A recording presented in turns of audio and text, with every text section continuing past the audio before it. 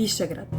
Eine Stadt, wo sich Vergangenheit und Gegenwart treffen, wo verschiedene Kulturen ihre Spuren hinterlassen haben, reich an Lebensgeschichten der Menschen, die hier lebten, und eine Brücke, die als Zeitzeuge dasteht und inspiriert.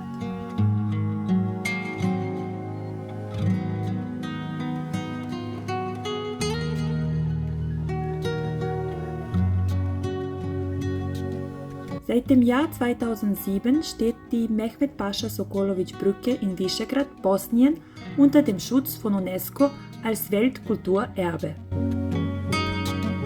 Davor erlebte Brücke immer wieder ihre Tiefe und erlitt die Schädigungen durch Kriege, Überschwemmungen und Hochwasser der Drina.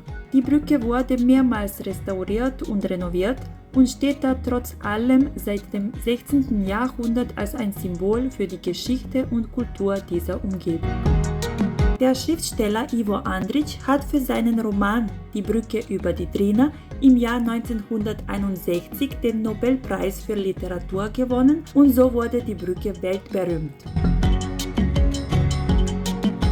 Dieses Buch zu lesen und gleichzeitig diesen Ort zu besuchen, ist eine echt gute Kombination, da meiner Erfahrung nach durch dieses Buch kann man die Verbindung zu diesem Ort erschaffen, die einem erlaubt, die Energie der Geschichte zu spüren und diese kleine Stadt in ihrer Vielfältigkeit zu erleben, die seit Jahrhunderten hier herrscht.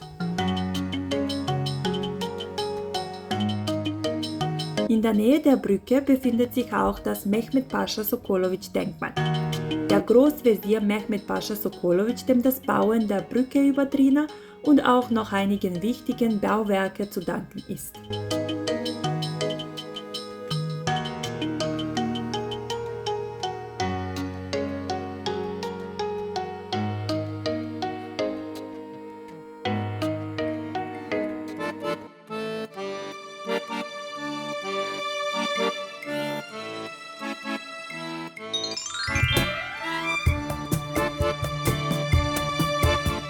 Heutzutage zieht die Stadt Touristen nach sich an mit einer etwas neueren Attraktion.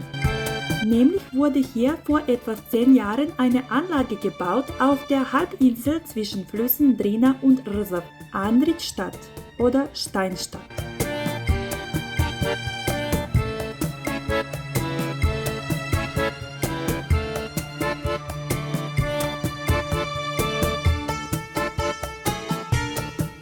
Im Jahr 2011 sind die Bauarbeiten begonnen und wurden von dem Regisseur Emir Kusturica finanziert, wie auch die Küstendorf in Serbien, das nur wenige Kilometer von Vyšegrad entfernt liegt.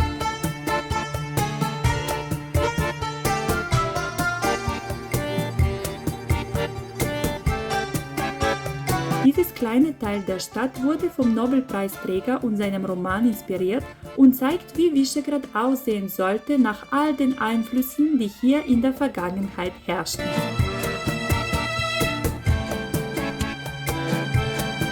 Es kann nicht unbemerkt bleiben, wie jedes einzelne Gebäude hier die Architektur einer bestimmten Epoche darstellt.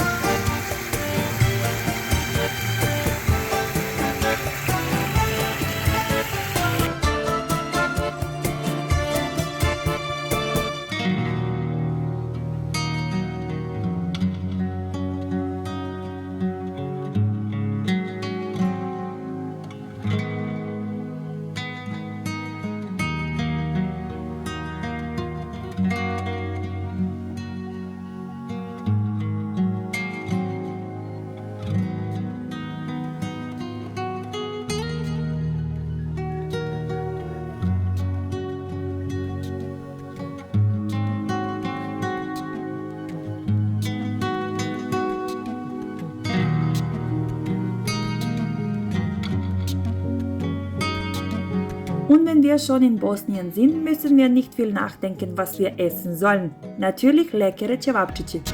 Und als Nachspeise meine Wahl wäre Baklava.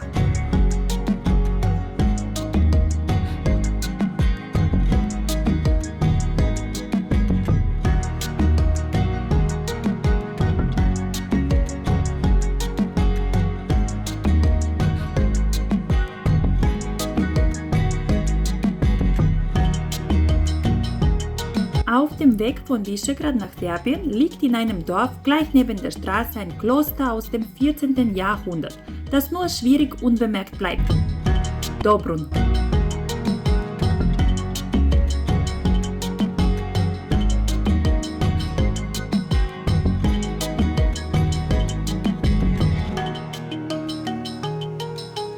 Das Kloster Dobrun zählt zu den ältesten Klöstern des Landes. Diese wunderschöne Naturumgebung darf man nicht verpassen. Der Ort strahlt die Ruhe aus und hier zu sein fühlt sich unglaublich gut an.